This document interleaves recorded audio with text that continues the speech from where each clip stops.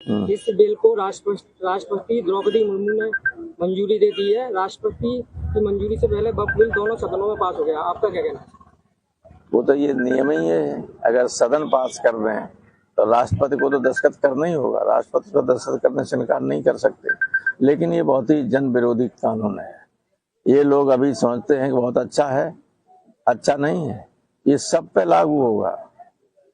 Collector चाहे जिसकी मंदिर की, मस्जिद की, गुरुद्वारा की, चर्च की जमीन को चाहे जब कह सकता है कि ये नजूल की जमीन है और इस पर हम कब्जा करें।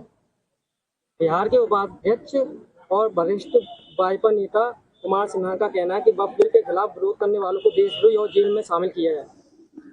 मानसिकता कितनी गंदी है आप समझ लीजिए। ऐसे ही लोग हैं ना, अब उन पर हम क्या कमेंट करें? इस लायक ही नहीं कि उन पर कमेंट करें। वो तो सड़क छाप गुंडों की तरह बात करने वाले ये लोग हैं जो आप पढ़ रहे हैं।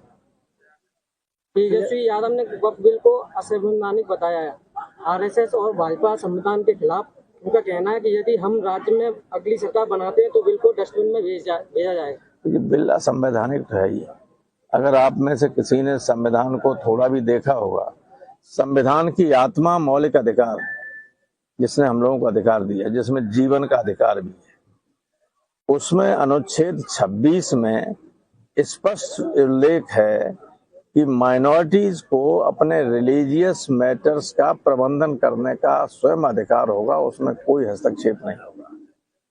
जहां से मौलिक अधिकार शुरू होते हैं भारतीय संविधान में 3रे खंड में, उसके पहला ही आर्टिकल है 13, जिसमें ये लिखा हुआ है कि इस खंड में जो अधिकार लोगों को दिए गए हैं उनके खिलाफ अगर कोई कानून बनता है वो कानून असंवैधानिक होगा।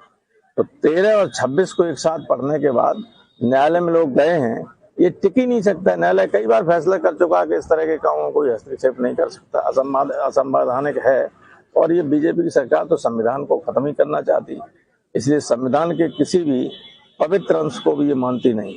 सर, आज रामनवमी है। पश्चिम बंगाल में ममता बनर्जी सरकार ने रामनवमी की शोभा यात्रा पर रोक लगा दी है, क्या कहेंगे?